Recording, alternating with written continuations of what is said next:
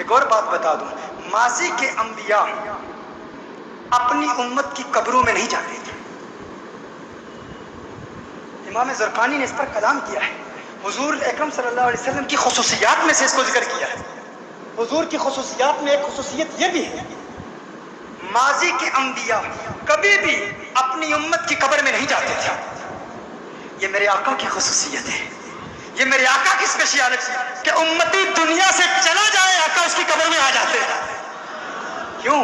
کیونکہ امتی کے دل میں یہ تڑپ رہتی ہے، انہیں دیکھ کر اللہ کے جلوے کو دیکھنا ہے۔ اور جو دیکھ لے، جو آقا کو دیکھ لے، اسے کیا ملتا ہے؟ ایک یہودی نے آقا کو دیکھ لیا تھا، ایک یہودی بچے نے آقا کو دیکھ لیا تھا، اسے کیا ملا؟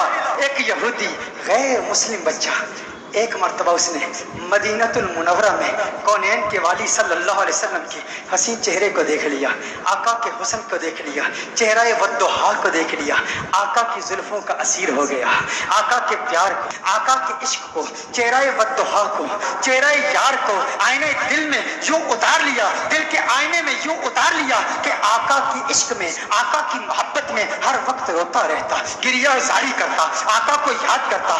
ماں باپ کا اکلوتا بیٹا تھا، ایک ہی بیٹا تھا، یہودی تھے ماں باپ اس کے، خود بھی یہودی تھا۔ ایک مرتبہ آقا کے حسن کو دیکھ لیا، اس کا سودا ہو گیا بازار مصطفیٰ میں، آقا کا دیوانہ ہو گیا، آقا کا عاشق ہو گیا۔ ماں باپ کو بتایا نہیں، ماں باپ کو اطلاع نہیں دی کہ میں حضور کا عاشق ہو گیا ہوں، حضور سے محبت کرتا ہوں۔ چپ کے گھر سے چھپ کر کسی بہانے، کبھی بکریاں چرانے کے بہانے مدینہ المنورہ میں آقا کے حسن کو تلاش کیا کرتا، کبھی مسجد نبوی شریف کے دروازے سے چپ کے آقا کا حسین چہرہ دیکھ لیا کرتا تھا، آقا کے حسن کو دیکھتا، آقا کی عظمتوں کے ترانے الاپتا۔ ایک وقت گزر گیا، ایک مدت بیت گئی، آقا کا دیدار نہیں ہوا، تمنائے دیدار مصطفیٰ صلی اللہ علیہ وسلم میں بیمار ہو گیا، بیمار عشق مصطفیٰ ہو گیا، اس قدر بیمار ہوا کہ بستر علالت کو اپنا بچھونا بنا لیا، وہ بستر پر آ گیا۔ ماں باپ پریشان ہیں، حیران ہیں، اسے کیا ہوا، اچانک اسے کیا ہو گیا؟ بے شمار فزیشنز کو بلایا، اپنے وقت کے معالج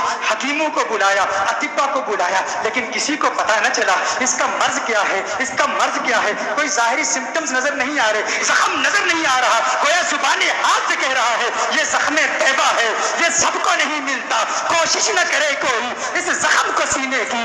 ماں باپ پریشان، رشتہ دار پریشان، عزیز و اقارب پریشان، اسے کیا ہو گیا؟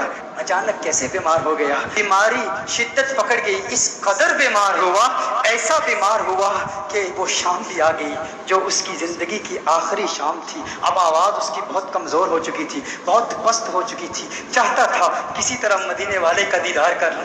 یہودی ہے، ابھی تک ایمان نہیں لایا، آقا کا دیدار کرنا چاہتا ہے، بڑی مشکل سے آواز بلند کرتا ہے میرے والد محترم، میری ایک تمنا ہے، میری ایک آرزو ہے، میری ایک خواہش ہے، آپ پوری کر دیں گے نا؟ والد نے کہا ہے میرے لخت جگر، ہے میری آنکھوں کے تارے، تو میرے دل کا سہارا ہے، تو اس دنیا سے آج جا رہا ہے۔ معالج، اطباء، ڈاکٹرز نے جواب دے دیا ہے تیرے بچنے کا کوئی امکان نہیں ہے، تیری خواہش کیسے پوری نہیں کروں گا؟ کہا میرے والد محترم، مرنے والے کی خواہش تو دشمن بھی پوری کرتے ہیں، آپ ناراض تو نہیں ہوں گے نا؟ کہا ناراض نہیں ہوتا، تو بتا کیا چاہتا ہے؟ کہا اپنا دل آمنہ کے لال کو دے چکا ہوں، میں محمد عربی کا عاشق ہو چکا ہوں، ان کے عشق میں غائل ہو چکا ہوں، میری ایک خواہش، میری ایک تمنا، میری ایک آرزو، ایک مرتبہ چہرہ والضحیٰ کو دیکھنا چاہتا ہوں، ایک مرتبہ آقا کی حسین زلفوں کو دیکھنا چاہتا ہوں۔ والد ناراض ہو گیا، والد نے غصہ کیا، ارے ظالم تو کیا کہہ رہا ہے؟ دنیا سے جا رہا ہے، اپنا دین بھول چکا ہے، کیا کہہ رہا ہے؟ کہا ہے والد محترم، آپ نے وعدہ کیا تھا نا، آپ نے کہا تھا میری آخری خواہش پوری کریں گے۔ والد نے کہا میں نے وعدہ کیا تھا، تو میرا اکلوتا بیٹا ہے، تیری خواہش پوری کروں گا۔ آقا کی بارگاہ میں پیغام پہنچایا گیا، رسول اللہ صلی اللہ علیہ وسلم کی بارگاہ میں پیغام پہنچایا گیا، ایک یہودی ہے پر ہے آپ کا دیوانہ، آپ کا عاشق ہے، میرے آقا رحمت للعالمین ہیں، وہ ساری کائنات کے لیے رحمت ہے، فقط مسلمانوں کے لیے رحمت نہیں، وہ ہر مذہب سے تعلق رکھنے والوں کے لیے رحمت ہے، فقط انسانوں کے لیے رحمت نہیں، وہ تو نباتات کے لیے رحمت ہے، وہ تو جمادات کے لیے رحمت ہے، وہ تو شجرات کے لیے رحمت ہے، وہ تو جنات و ملائکہ وہ ساری کائنات کے لیے رحمت ہے، میرے آقا کا انداز دل برانہ دیکھیے. میرے آقا نے صحابہ سے فرمایا صحابہ اٹھو, ایک یہودی ہے اور مجھ سے پیار کرتا ہے, دنیا سے جا رہا ہے, آؤ اس کے پاس چلتے ہیں. میرے آقا یہودی بچے کے گھر میں چلے جاتے ہیں. وہ یہودی بچہ آقا کا انتظار کرتے کرتے اب اس کی آنکھیں بند ہو چکی تھی. والد اس کے قریب کھڑا تھا. والد نے کہا اے میرے لگتے جگر, اے میرے بیٹے, آنکھیں کھول, آنکھیں کھول, آنکھیں کھول, دیکھ تیرا پیار آ گیا ہے, دیکھ تیرا محبوب آ گیا ہے. ارے جس کے دیدار میں تو راتوں کو روتا رہتا تھا, آج دیکھ تیرا محبوب آ گیا ہے. اس کی جاتی ہوئی روح گویا اپنے محبوب کا نام سن کے لوٹ آئی.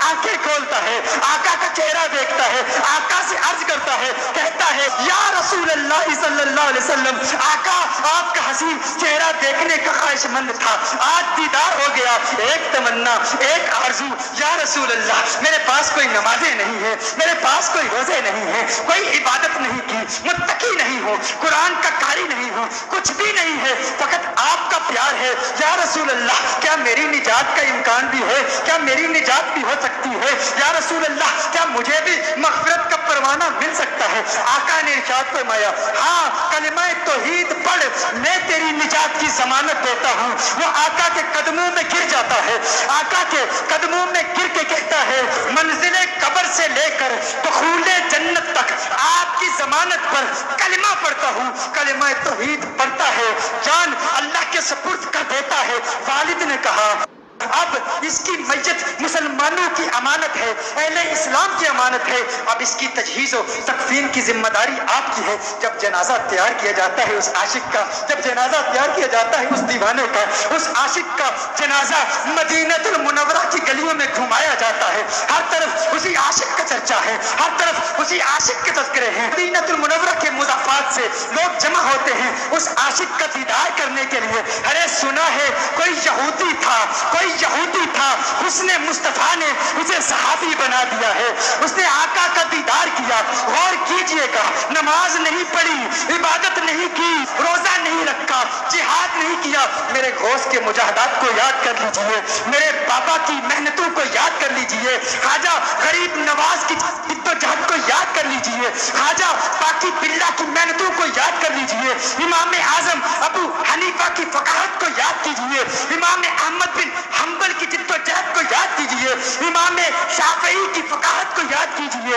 اماموں کی فقاہت, ہمت, جدوجہد, مجاہدوں, ریاستوں کو یاد کیجئے. وہ سب اس یہودی کا مقابلہ نہیں کر سکتے جو پہلے یہودی تھا اب صحابی ہو گیا ہے. ایمان کی حالت میں آقا کا دیدار کیا.